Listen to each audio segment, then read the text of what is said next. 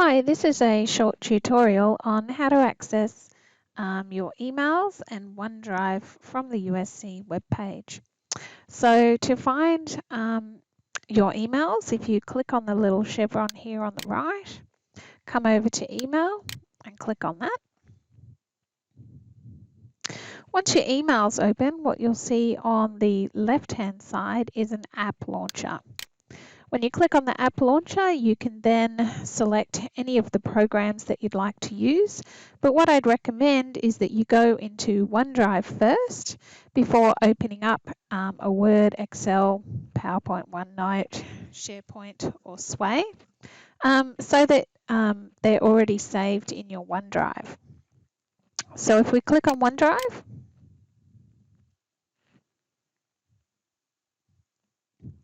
okay, what we can do here now in your files area is we can go to New and we can add a folder, and we might call this folder EDU 216, which might be a course that you're doing this semester. We might call it Semester 1 2020. Click on Create. So here's my folder here. If I click on this folder then, it's empty, and what I can do is either drag files into this folder or I can add files. So for example, if I was going to be working on a task where I had to create an assignment using a Word document, I can come in here to New, I can click on Word document, and it'll open a new document for me,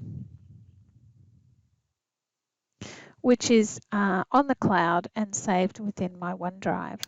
So let's pretend I've done a bit of work on this task.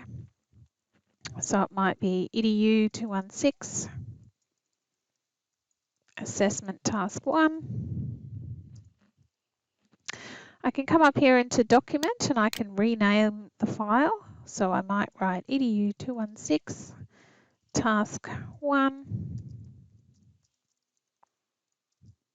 and McMaster, and my student ID number. So what you'll find then is I'll click on Return.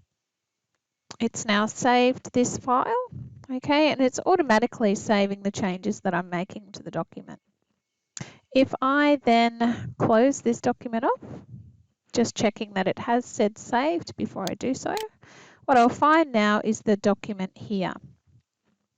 Now, for example, one of the things that you'll find when you're using any of the programs from within OneDrive, you only have limited access to things within the taskbar.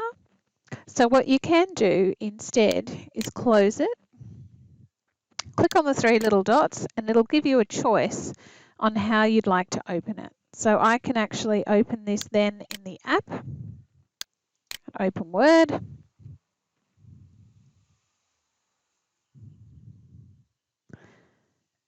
and what it does then is it opens up into a new file for me, which is on the page here. So I can work on the Word document here. What you'll see here is a little thing that says that it's being uploaded to OneDrive as I'm going. And just ensure you have autosave on. That ensures that it continues to save your work as you go.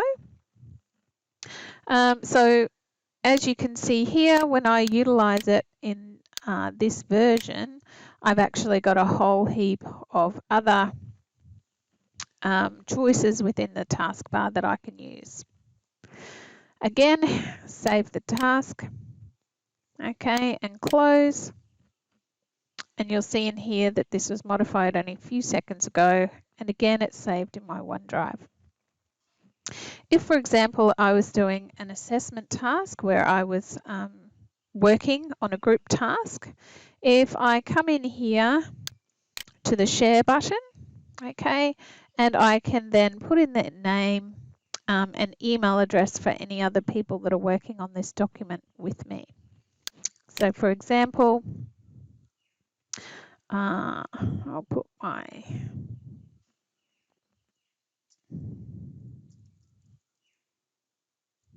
Okay. I can then add a message and say, hi, this is the file for task 2A.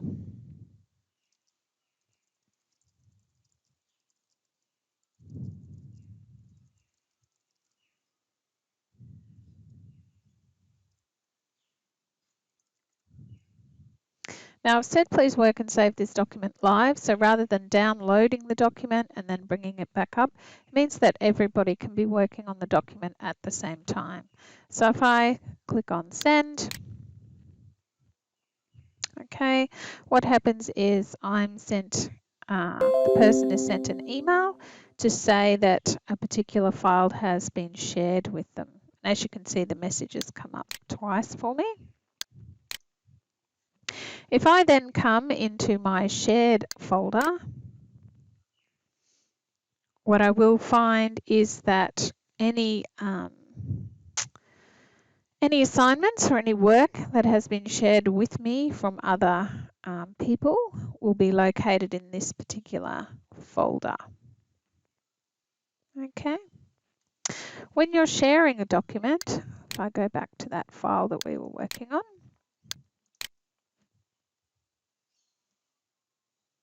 you can either use it in the app or you can use it in OneDrive itself, okay? And what it will do is it will identify who is editing and viewing the document, and you'll be able to see in real time the work that other people have been contributing to the task that you're putting together. So that was just an example of a Word document. You also have the ability to add PowerPoint presentations, OneNote notebooks, and Excel spreadsheets as well. So I hope this has been helpful for you in terms of accessing your work. Now you can also access OneDrive via a smart device as well, either your phone or your iPad.